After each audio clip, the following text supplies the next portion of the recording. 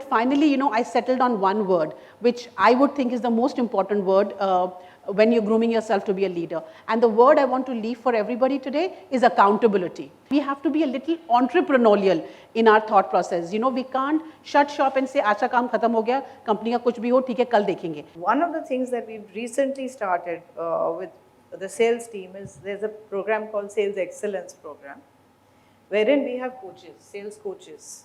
So these coaches are the people we pick from outside or we pick from within the front line, and we bring them to the corporate office. We train them on strategy, on how to, for example, analyze data, collect data. So all that skilling is done at the corporate office. So they will be there for 2 years, after which they will be given a managerial role. For example, if it's a individual performer, a frontline sales guy, he would come back and then maybe become a 2 or 3 people manager, district in charge kind of a role.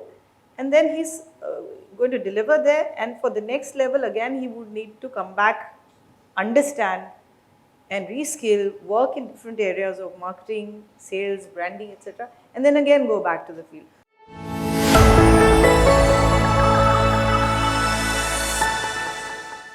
Good afternoon, everyone. Some very insightful conversations happening since morning. I've not been able to attend all of them, but whatever I've heard, I think they were super inspiring.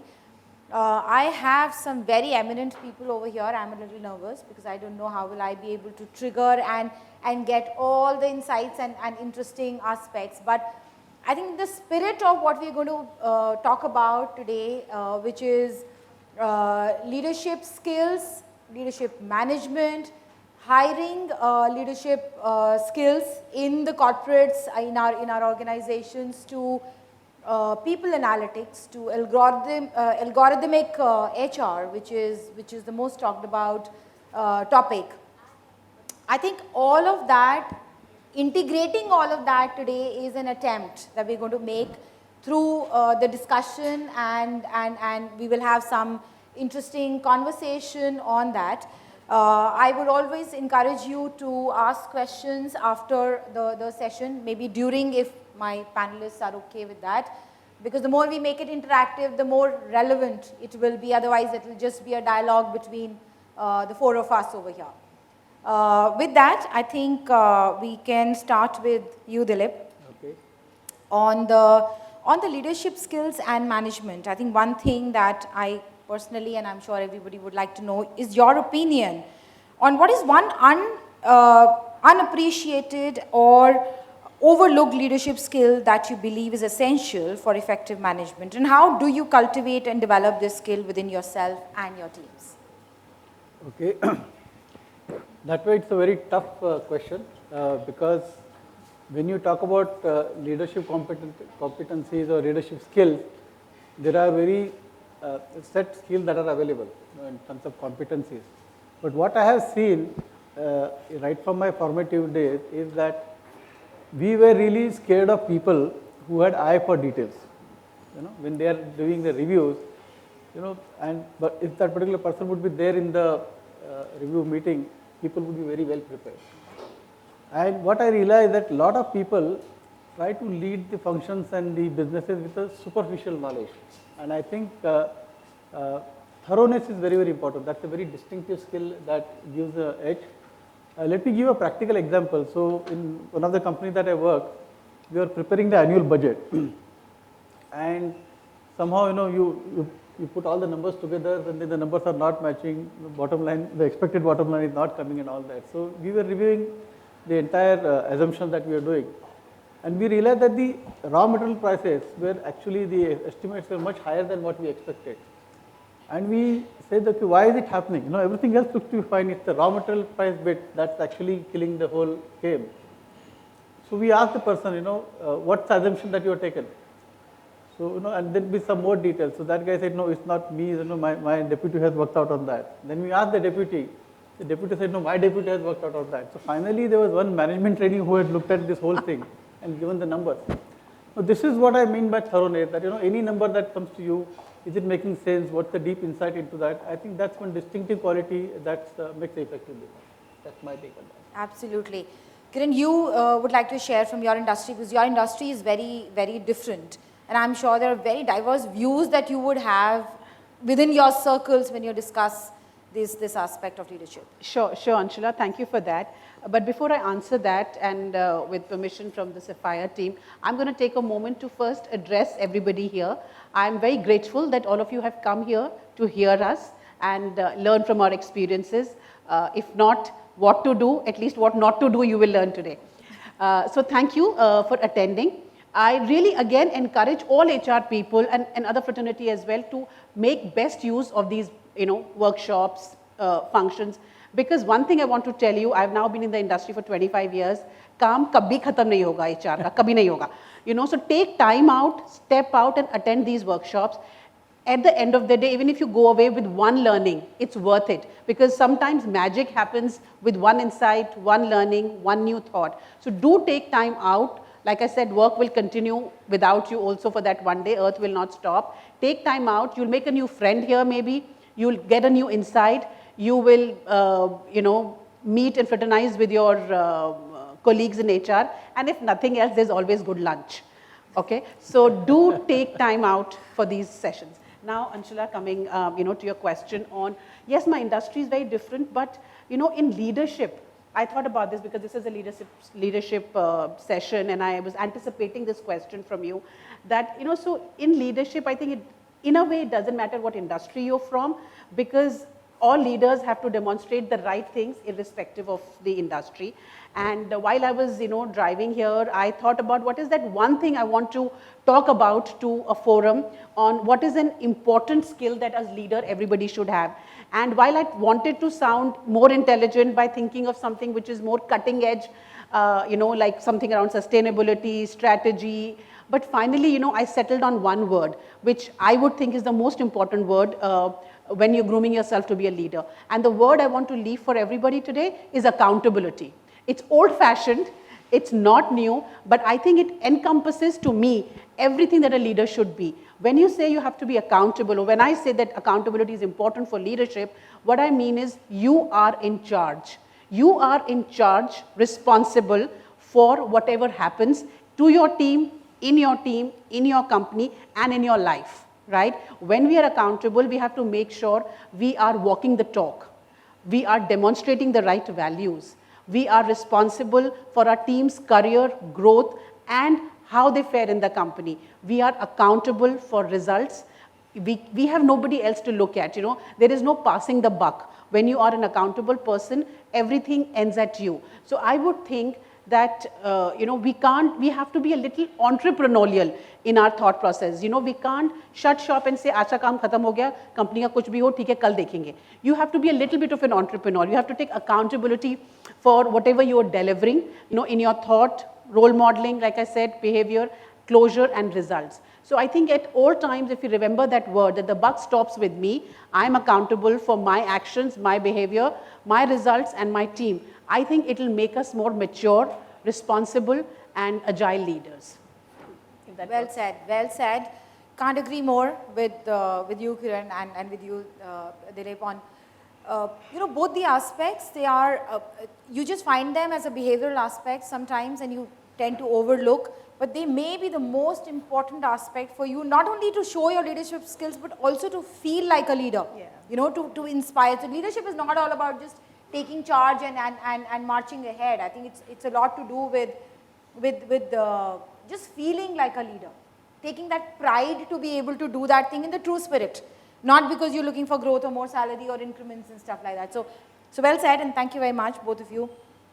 Poonam, I have a different one on the same sentiment. What I want to know is, as a leader, how do you strike a balance between being decisive and considering diverse perspectives from your team before making any critical decision? Yeah, very interesting actually. If you ask me, we just had this very insightful session from Dupinder, and she talked about thought diversity. We all talk about diversity in very different ways, but thought diversity, I think that is something which it plays the most important role in any organization, and I welcome that actually, because any one person has limited perspective on any topic that you talk about. But when you look at different people, they have different experiences, different lives, and they have collected all that data in their minds. And that data, when they filter that data, obviously the outcome is very different for everyone. So if you look at listening to people very carefully, understanding their perspective, what I called as cognitive empathy. So you need to empathize with everybody's thought process, understand where they're coming from, give them a good listening, and try to see if that customized solution can be adopted for any problem that you have to solve that. So there is where, at the end of it, we need to really analyze, when we talk about artificial intelligence, which is one of the things that's the buzzword today. You have every solution on ChatGPT, it's how you ask the question. You still need that human intelligence to ask the right question, to get the right answer. So if we can ask the right question from all your people around you, and you are mindful of what is happening around you, what is the thinking around you, what is the thought diversity around you, and you are able to analyze and bring the right kind of solution, you can really balance it. It's not rocket science, really. That's what my perspective is. Thank you very much. Absolutely. I think thank you also for Poonam for setting the stage for the next, next sentiment that we're going to pick from the HR fraternity and the ongoing spirit of automation, digitization, algorithmic HR. By the way, I heard the word for the first time today. But yeah, algorithms we all understand how it is, everything right from ChatGPTs to the whole bit of automation, AIs and Power BIs that we have started using. I think all of that is revolutionary in its own way. So maybe Kiran, if you can help us with the increasing adoption of technology and algorithm in HR processes. How do you strike a balance between automation and human touch?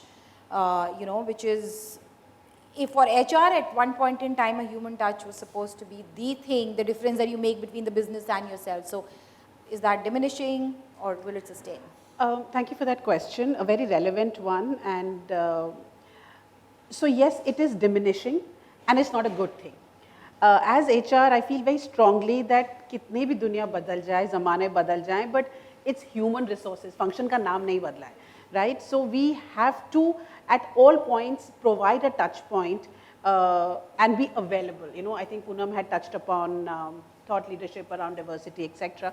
Now, a machine can't do that for you. So while I'm all for digitization, I'm all for automation, I'm all for revolution in HR and everything at the drop of a button, you print all the reports, but at no point, this is my view, should we cut off from the human touch. End of the day, employees do need an anchor, employees do need a touch point, and it's always good to have a face. Writing a query on a bot, Siri, help me, I'm feeling stressed today, is not going to get the right answer. So I think fundamentally I believe HR should be available at face value to people, it's important. Now coming to digitization, yes, it's important because it takes away the bad part, the fatigue part of HR. If we can do better quality work with our time rather than doing manual work. So that's something that as an organization everybody should evaluate.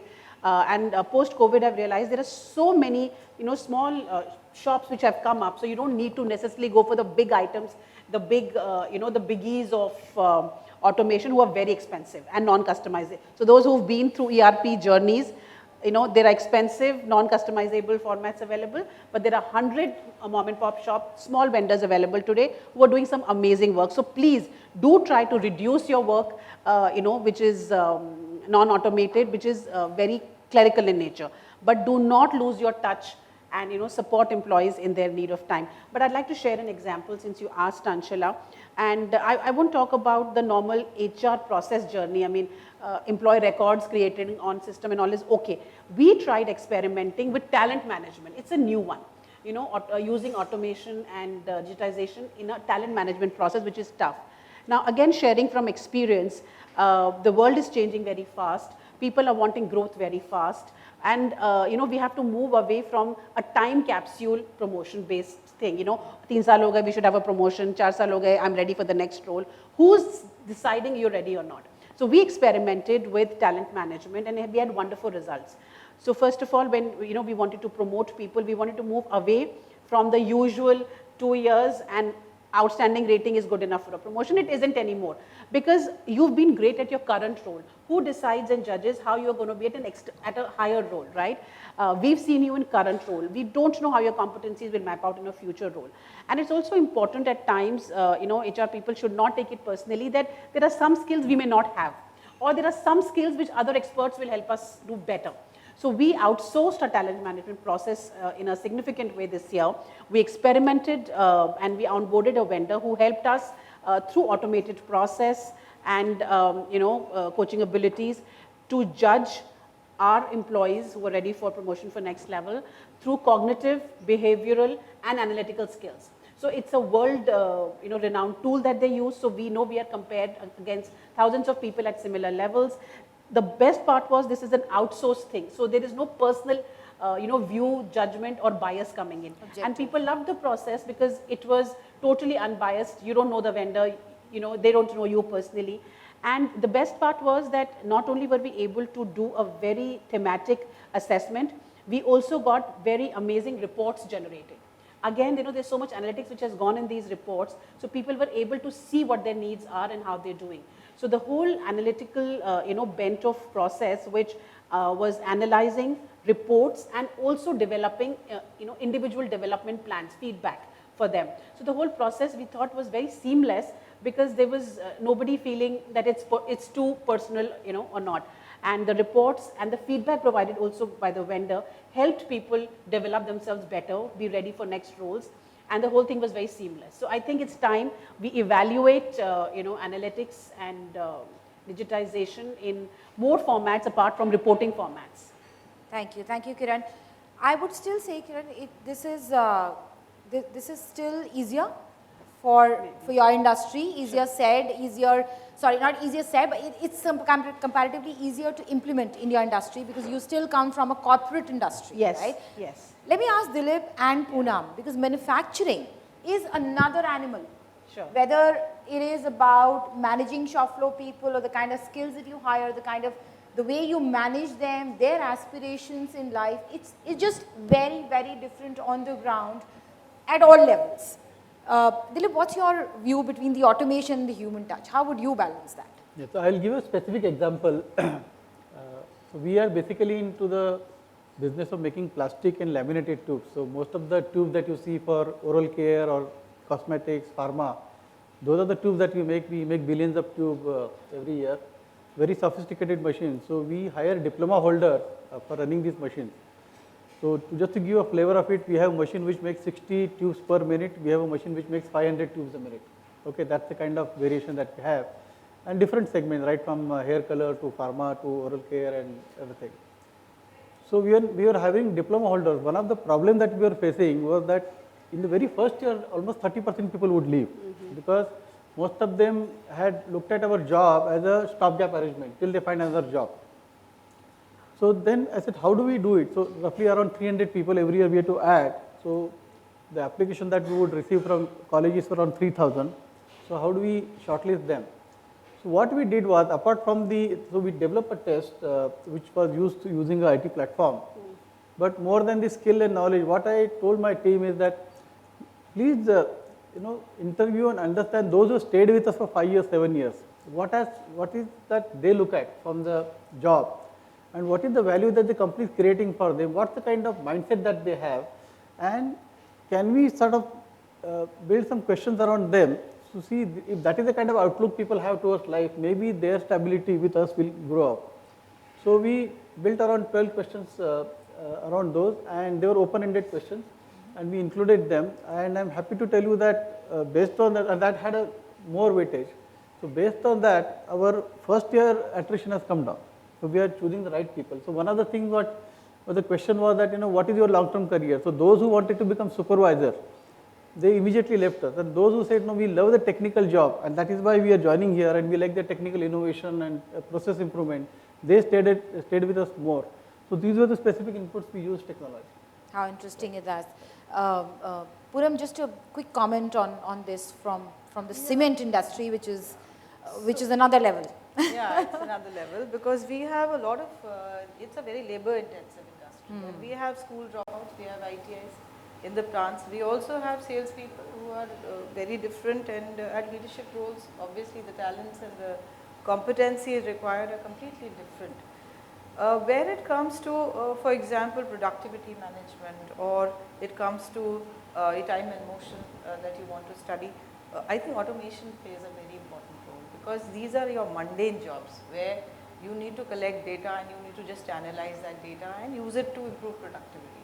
But when it comes to managing people's aspirations, when it comes to motivating them, you talked about, Dileep, you talked about employee satisfaction surveys and how some questions you're doing around that.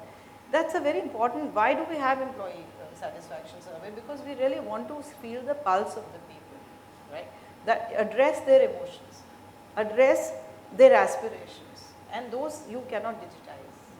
Those are intangibles that will not have results in terms of numbers, they will not have results in terms of reports, unless you really, of course there are psychometric tools, which to some extent also measure your stress levels, measure your motivation levels, but those are very limited in application. We do use them for hiring, but those are mostly used for understanding the type of personality the person has. Still, if you look at somebody who is extremely brilliant, somebody with very high IQ, very high leadership traits and all. But when you, for example, you take a seed of a pine tree and you try and plant it in a desert, it won't grow. So you have to also understand what is the environment that the person is working in. How do you customize that environment to the need of the individual? How do you match the aspirations? And for that dialogue, you talked about that human touch, which I think is paramount.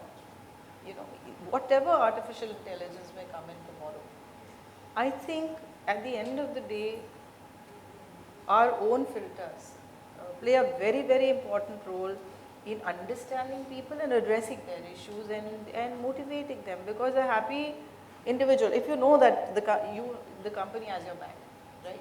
The person is, relaxed, is able to perform better, is going to focus on work and not on saving his back.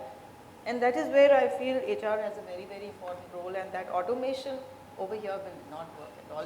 Going forward, I think it's not going to work as well. All right, thank you very much. We have our jobs intact. That's a relief. That's a blessing. I think on the people analytics, which is another, I won't say undiscovered now. I think we largely know what do we need, but it's just too much of data that we're receiving from all sides of the world, and sometimes it becomes difficult to understand what to do with that data and how to use those trends and patterns to our advantage. So just a quick question, Dileep, to you on people analytics, which is, can you maybe share an example of how people analytics data has helped identify or address the skill gap within your workforce, your organization, leading to targeted trainings or development initiatives that resulted in more improved employee satisfaction or output, maybe? So earlier, I'm talking about the technical leadership. So we had set notions about, if you are into manufacturing or product development, we needed somebody from a plastic technology background or a process improvement background. And it would stand at that, and we'd say that some of the old people would impart the skill set to the new generation. That's how it will work out. But the way we were growing, and this process was not really able to develop the new set of technical leaders that we wanted.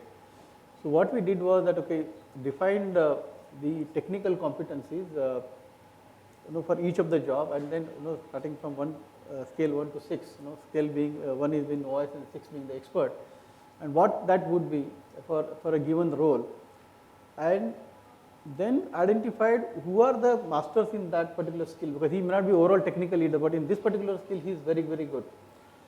Something like a job change on the job, the supervisor would say, if this person is there, then I don't have to look at that machine. Okay, so this is the particular skill set that he has, so he is masters in that. So we picked up that and how that skill set can be developed, and then put all this data into the system, where then doing this manually is very, very difficult. So we use the analytics and then map the technical skills of people, and then develop short modules for developing those particular skill sets for a given particular person. And that's how we bridge the gap. The time was the essence. That we had to develop that in, we are setting up a new plant, so we need 40 people. Now, how do we generate these 40 people in say 8 months time, 6 months time? This is the approach that helped us. So IT has actually helped us in identifying, analyzing, and giving the exact outcomes. Thank you very much. Kiran, is there anything different that you're doing to bridge the skill gap through automation and using these trends? Yes. I have discovered, Anshula, a new style of leadership for myself now, which is stay out of the way. Because, there's a train coming in your face. Now, there are better people who can deal with it, so I just step out. Because sometimes it's very important for a leader to know what your strengths are, what aren't. And this train is coming very fast, and I need people who are younger, smarter, sharper, better to deal with that, right? So that's my new style of leadership. Now stay out of the way, get it done. Because this ain't stopping. This ain't stopping, it's coming in, it's very helpful. So I think it's important we realize, what are the kind of things we can lead and where we need to delegate or bring in people and get it done sharper and smarter. So yes, I think it's time we as leaders, realize what our strengths are, what aren't, but this is not missable anymore. Analytics is here to stay. Digitization is here to stay. 3 years back, 4 years back, it was a good thing to have. And but sometimes I feel that HR people became more audience than anything. Everybody in all functions were digitizing. HR people took, the last step in this journey because we were holding on to some older principles, and some of the ERPs are very expensive, and nobody can ever agree on what is the right module to take, right? So I think today it is not a luxury anymore. Today it is not a maybe good thing to have anymore. It's a must have. So I think organizations should use this opportunity, it's coming, and make the best of it. I think all of that is giving you immense opportunity to make that difference. And these are interesting times. So make the most of it, have fun in whatever you're doing, take great pride, continue to bring those disruptions which are necessary for us to create the whole face of how we do things today. Tomorrow has to be very different than what today is. I think that's the motto. Thank you very much, panelists, for being here today. And thank you for being such amazing audience.